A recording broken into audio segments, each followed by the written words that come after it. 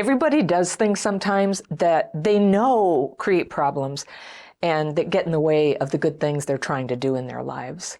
And I call these self-defeating behaviors. Things like losing your temper at work, or flaking out on people who count on you, or overeating, or staying in a bad relationship that's grinding you down. They're just a few examples of self-defeating behaviors.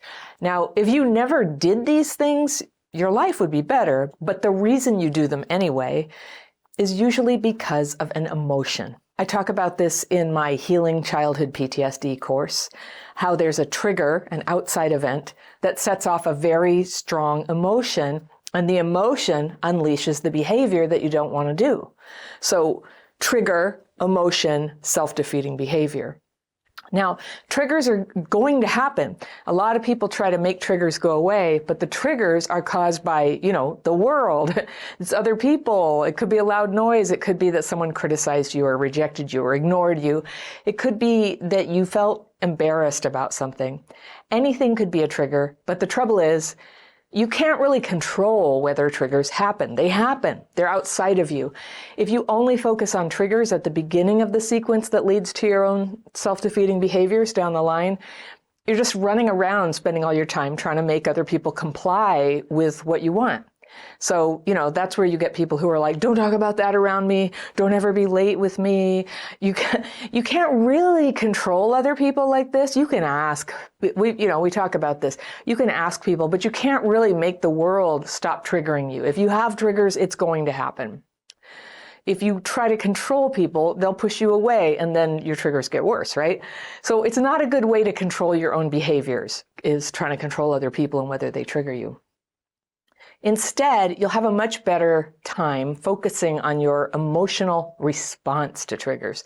If you recognize when you're going into one of the emotions that I call the big three, the ones that put you on a slippery slope towards self-defeating behaviors, then you buy yourself some time to actually prevent the behavior that tends to follow. Or you can minimize it at least. Maybe it's smaller. Maybe it's less often. So you focus on the big three emotions. All right, so what are the big three? They are feeling overwhelmed, feeling lonely, and feeling fearful. Now, everyone feels these feelings sometimes, but if you've done something you regret, chances are you were feeling overwhelmed, lonely, or fearful. Now, you're probably wondering about anger. And yes, it's definitely there, but I see it as a secondary emotion that rides in on the other core emotions of feeling overwhelmed or alone or scared. And I'll talk about that in a minute. So strong negative emotions are initiated by a trigger, and they result in a behavior. Something happens, the feeling floods you, and you feel, maybe numb, like you flew out of your body, or you feel a big rush of adrenaline and your heart's pounding, or you get hit with a sudden rush of emotion. And this can be scary because on some level you're about to self-sabotage, but it's really hard to do anything about it at that point because the strength of the emotion and the need to express it just feel like too big to stop. Have you ever had that happen?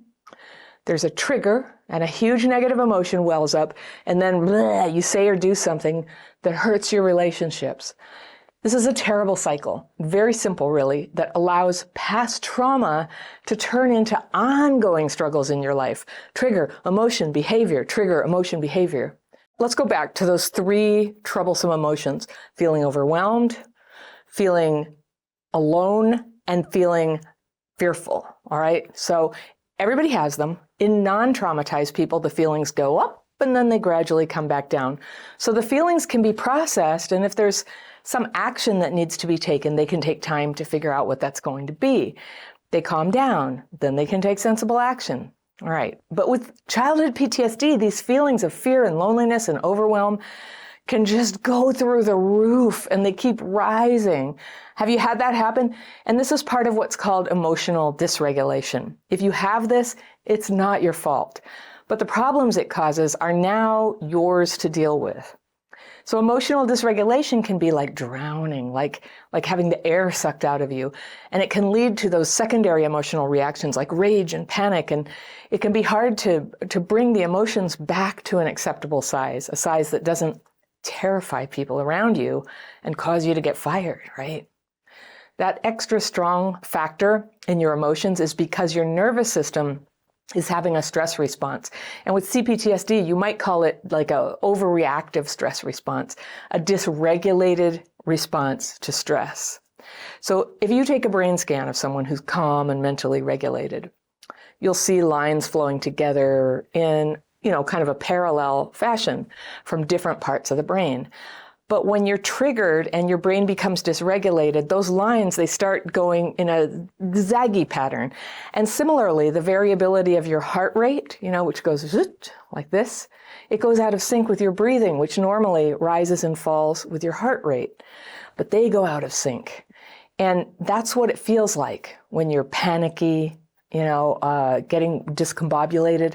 You overreact to something stressful and can't seem to get a grip on the reaction. Your mind is all over the place. Your emotions go higher and higher till they feel unbearable. And this is when very bad things can happen. Because you might feel this sense that things are dire. That's what your nervous system is telling you. Well, now, it has to happen now. It's urgent. You have to yell. You have to feel like you're doing something about the problem, or else you're going to explode. Or you have to beg the person who's leaving you, please don't leave, because it feels like you will die. Trauma is coloring your perception here, isn't it? When you're feeling this overwhelmed and this terrified or this alone, your negative impulses kick in to temporarily feel like a fix. So there are 3 negative impulses that set off self-defeating behavior, and they connect roughly to the negative emotions that we just talked about that get triggered in childhood PTSD. So overwhelm will tend to go into the urge to escape. And aloneness becomes an impulse to cling, to hold on. And fearfulness becomes an impulse to control. So escape, cling, control. And if you're like most people, you probably have one of these. That's your dominant impulse when you're under stress, but most of us have all 3 in some measure: escape, cling, control. And this is tough because the behaviors that get triggered by these impulses are where 80% of the damage from childhood PTSD take place. It's not all from what happened to us in the past. It's not from the triggers or the feeling we're experiencing per se, but it's from our behavior right now in response to that and the impulses that drive us into that behavior. And this is not easy to face. I know that. It feels safer sometimes to focus on what happened, what other people did, how sick they were. And compared to facing our own self-defeating behaviors, talking about other people and the past and feelings, that's kind of like a comfort zone. It's out here. But your own actions is where it totally matters now. What will you do to either hurt your life or change your life for the better? And a lot of people with childhood PTSD instinctively know this is the big question, but we lack insight about, what exactly is the problem? And for you to develop good discernment about that, what's the problem, what needs to happen to change it, you will need a safe way to look at what even is a self-defeating behavior, okay? So no pressure to change anything right this second as you watch this video, but I'm going to share with you my list of common self-defeating behaviors. There are, plenty. You don't have to take notes on this. I will give you a link at the end of this video for a PDF that you can download and use at your own pace and take notes on, and see how you're doing with your self-defeating behaviors. So here are some common self-defeating behaviors for people with childhood PTSD. Number 1 is black and white thinking. Traumatized people are often attracted to extreme views and groups and authority figures. Now, maybe you are outraged about current events, and I'm sure you have your reasons, but if it's consuming you, it could be a self-defeating behavior.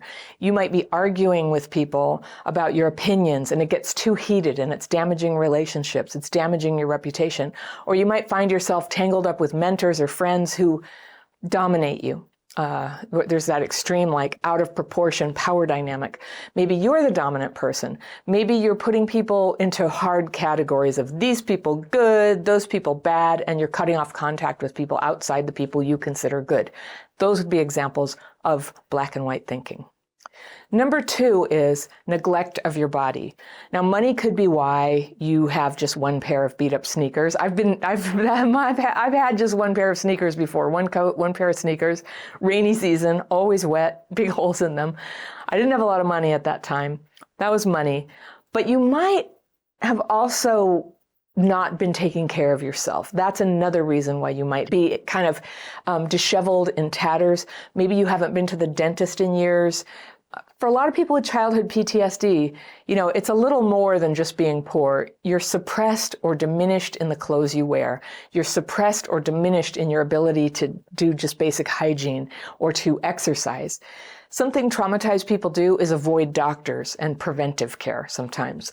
Things have to get really bad before you deal with it. And sometimes for some people, it's too late at that point. All right. Number 3 self-defeating behavior is addictive use of food. And this includes everything from carrying a lot of extra weight to eating disorders to, having a love affair with sweets and high carbohydrate foods that make you feel exhausted because you ate them.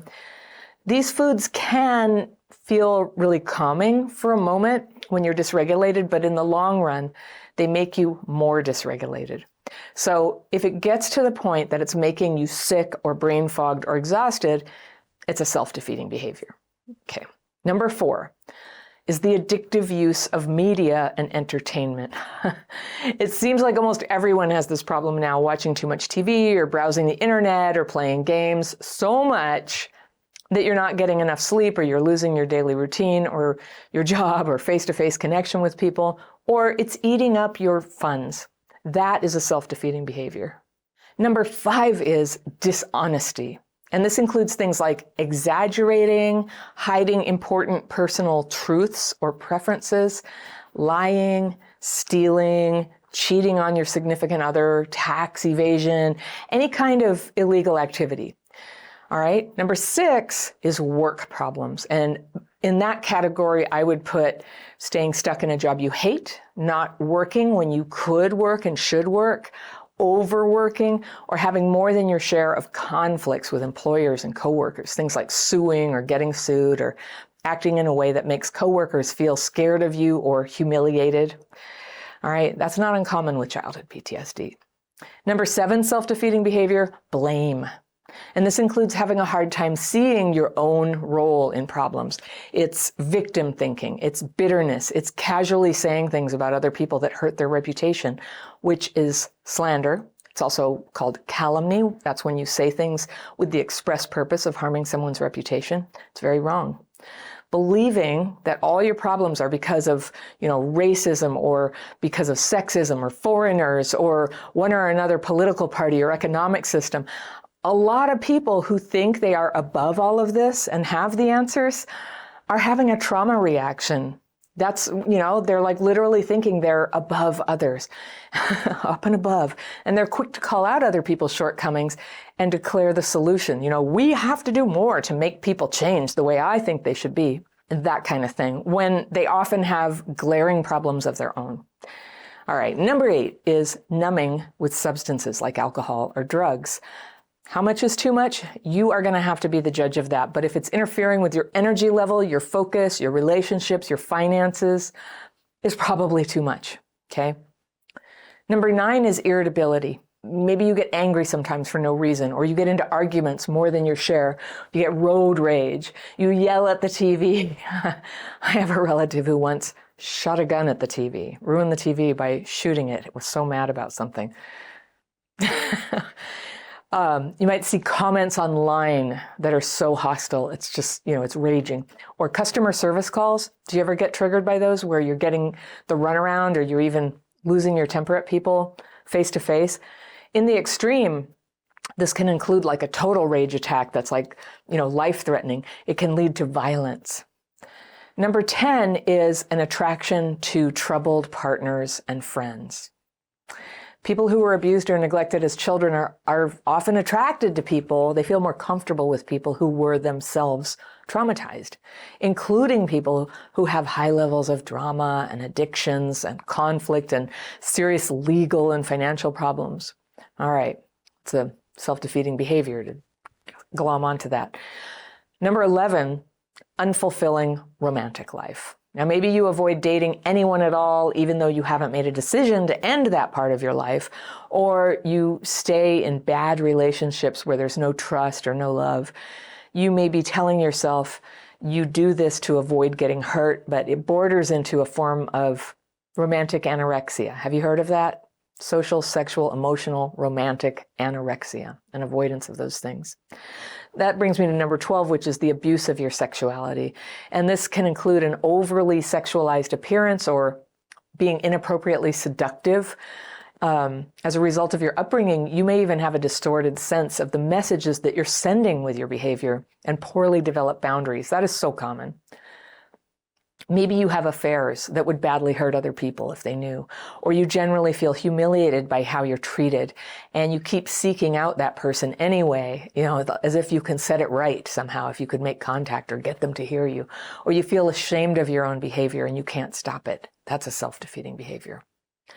Number 13 is fantasy. And I know, that fantasy is considered like a positive thing, but it can also be a self-defeating behavior. And that includes romantic obsession, including limerence. That's obsessing on someone who can't be with you or, who's rejected you or maybe isn't even in your life. But it's gotten to the point that you're not living your life or connecting with people because you're very attached to this idea of somebody else, maybe searching online, for possible signs that they feel the same way about you. Fantasy can also be about money and career success, where the fantasy is so consuming that it takes the place of any actual work or action steps that would help you get where you want to be. And in the extreme, it can go so far as stalking or delusional thinking. Number 14 is avoidance. And this symptom is so common among people who were traumatized as kids. It can be overt when a person avoids connecting with people, or accepting responsibility or participating in groups. But it can also take the form of covert avoidance. I made that word up, and it's for when a person appears to be, that you might be married, you might go to a job and hang out with everybody, you go to parties, but you never really connect with people. And there's like a big gap in terms of accountability and commitment to them. So that's covert avoidance. And then this is kind of where avoidance takes the form of social, sexual, and emotional anorexia. All right, debting. While financial hardship can fall on anyone and can and has, and financial stability isn't always guaranteed, debt can become a self-defeating behavior when you're living beyond your means to pay for a place to live and transportation and clothes and recreation. Trauma can interfere with your ability to consistently earn a living or to accurately gauge, like, how big a threat is it if I spend down the available money I have this month? Like literally there are brain changes for people who are traumatized that make it hard to assess the risk that brings on. So you get this gambling-like behavior. And in some of its worst forms, debting can turn into a gambling addiction or an unsustainable get-rich-quick mentality, and it can lead to foreclosure and bankruptcy and ultimately homelessness. Number 16 is a habit of repeating traumatic patterns, and clinicians call this repetition compulsion, where you find yourself in a relationship with a partner or some friends who have similar dysfunctional behaviors to your parents. Now, I don't believe this is done intentionally. I don't think you're trying to recreate your childhood, but people with CPTSD can develop a blind spot around red flags and others that, when I've done it, I've sort of experienced it as sort of like going blank and then marching right into the problem. It's not like a decision to have that problem. It's not conscious. And you cannot deny that we so often end up with people with problems that match the problems of our parents. So even when the signs are there, that someone you've allowed into your life is creating trouble, you may have a hard time setting up a boundary. And you'll experience this as a feeling of disappointment and surprise that, oh my gosh, once again, you're with someone who's sick and unavailable or dangerous or what have you, whatever your pattern is. And it can make you vulnerable to emotional hurt and physical and financial and social harm, right? You don't want troubled people in your life like that. You're trying to go somewhere good. So people who hurt you, you can consider them always a setback to your healing. Okay, so these are the main self-defeating behaviors. If you're ready to change, it helps to get acquainted with the list, identify maybe one problem you'd like to work on. Don't try to do a million things at once. Maybe don't even try to do 2 things at once, just one. And then find support to take positive actions toward changing it.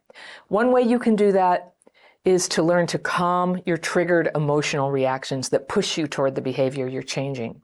To do that, try my free daily practice course. I talk about it all the time, I know, but it's free. You can learn and try these techniques in less than an hour, and you can begin right now if you want to by just clicking right here. The link is always in the description section below my videos and on my website too. And if you register for the courses, you'll get an email from me inviting you to live Zoom calls where we use the techniques together and I answer your questions. So maybe you'll try it, and I will see you on a call very soon.